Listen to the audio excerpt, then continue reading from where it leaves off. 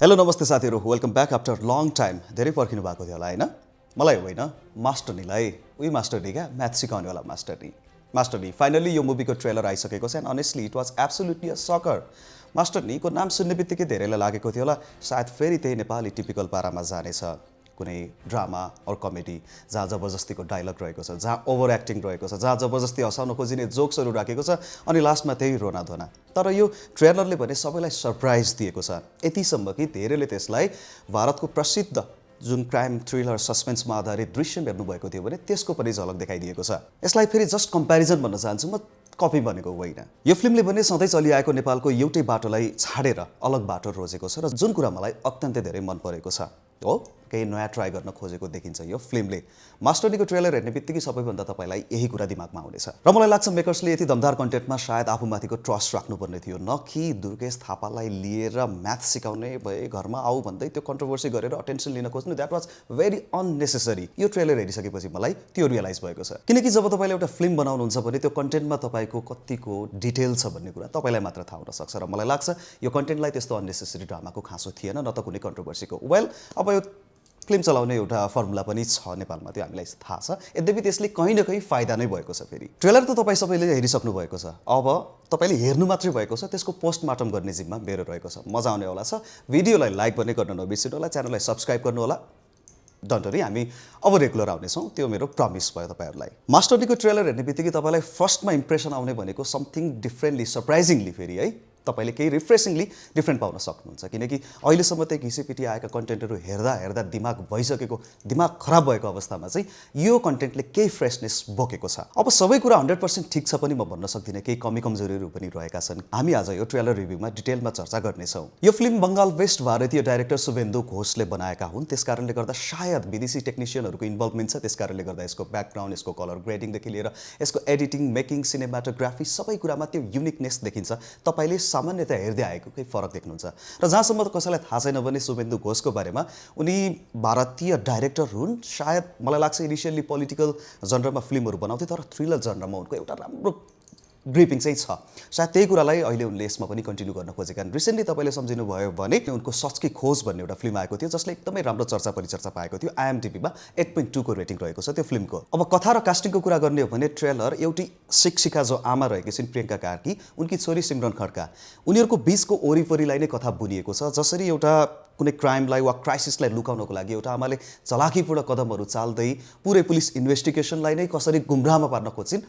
त्यसको वरिपरि यो बुनिएको कथाले तपाईँलाई एकदमै ग्रिपिङ फिल चाहिँ दिन्छ प्रियङ्का कार्कीको क्यारेक्टरलाई यहाँ क्लेभरली तपाईँले प्रोएक्टिभली बिहेभ गरिरहेको देख्न सक्नुहुन्छ यो देख्दा तपाईँलाई लाग्न सक्छ कतै दृश्य मुभीका अजय देवगनको जुन क्यारेक्टर रहेको थियो त्यसको पनि तपाईँलाई झलक आउन सक्छ मैले भने अघि पुलिस र कानुनलाई कसरी झुक्क्याउन सक्छ कुनै पनि व्यक्तिले या भनौँ आफ्नो सन्तानको मायाको लागि एउटा तपाईँलाई क्राइम सस्पेन्स थ्रिल मुभी जुन हुन्छ मोडर्न मिस्ट्रीमा चाहिने बाल यही त हो चिजै यही हो खास मिस नगर्नु हुने यसमा भने मेकर्सले अत्यन्तै राम्रोसँग ध्यान पुर्याएको देखिन्छ धेरै समयपछि हामीले प्रियङ्का कार्कीलाई एउटा इन्टेन्स र सिरियस रोलमा देखेका छौँ जुन देख्दा खुसी पनि लागेको छ र अनेस्टली उनको यो इनिसियल ट्रेलरमा हेर्ने हो भने रियाक्सन उनको फेसियल एक्सप्रेसन्स अनि त्यसपछि डायलग डेलिभरी पनि अलिकति कन्भिन्सिङ लाग्छ र एकदमै पावरफुल चाहिँ देखिन्छ एउटा हिसाबले भन्न सक्छौँ प्रियङ्का कार्कीको काम बबाल हुनेवाला छ एउटा लेस्बियन युवतीले चाहिँ सिमरन खड्कासँग सम्बन्ध राख्न खोजेको जस्तो देखिन्छ जबरजस्ती सायद यो नेपाली सोसाइटीको लागि केही नयाँ अटेम्प्ट रहेको छ एउटा ठुलै आँट चाहिन्छ त्यसकारणले गर्दा पनि यो मेकर्सहरूको एउटा पर्सपेक्टिभ जुन छ यसलाई अलिकति साहसिक पनि भन्छु मैले चाहिँ र त्यसपछि उत्पन्न हुने जुन समस्याहरू छन् क्राइसिसहरू छन्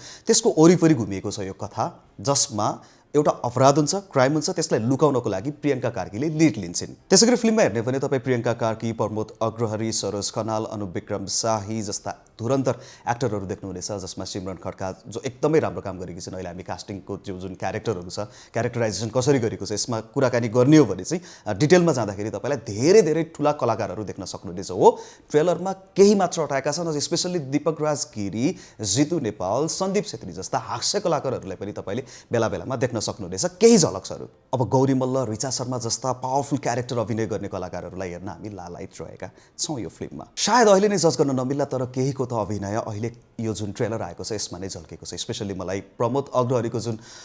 जहिले पनि एक्टिङ छ त्यो मलाई सुरुदेखि नै एकदमै टपनस लाग्छ जहिले पनि मनपर्छ यस ट्रेलरमा पनि उनको बोल्ड भोइसले जुन डायलग डेलिभरी दिन्छन् त्यसले एउटा इन्टेन्स फिल त गराउँछ नै त्यो एन्डिङमा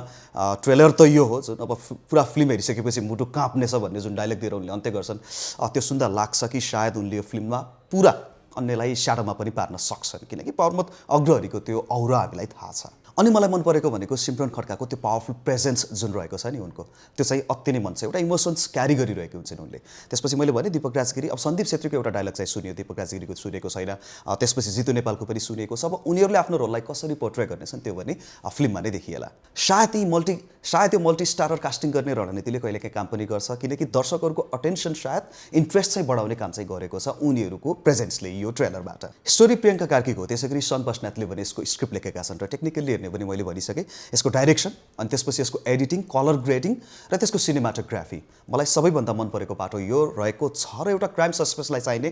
राम्रो बिजिएम ठिकठाक काम गरेको देखिन्छ। पर्फेक्ट ब्लेन्ड मान्न सक्छौँ यसलाई। हो तपाईँ त्यति सुन्दाखेरि वाउ पनि भन्न सक्नुहुन्न, तर एउटा क्राइम सस्पेन्समा चाहिने तपाईँलाई धेरै पछि रिफ्रेसिङ चाहिँ हुन्छ कि यो बिजिएम सुनिसकेपछि। मलाई लाग्छ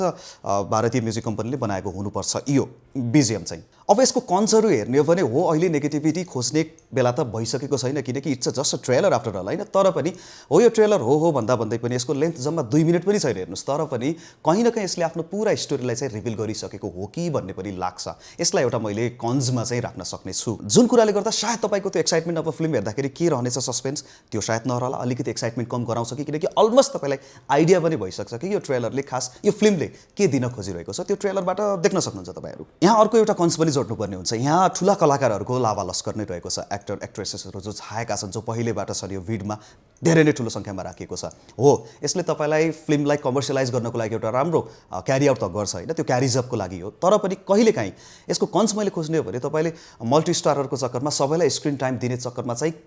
कहीँ अनफर्चुनेटली है म अहिले भन्दैछु त्यस्तो नहोस् भाइ।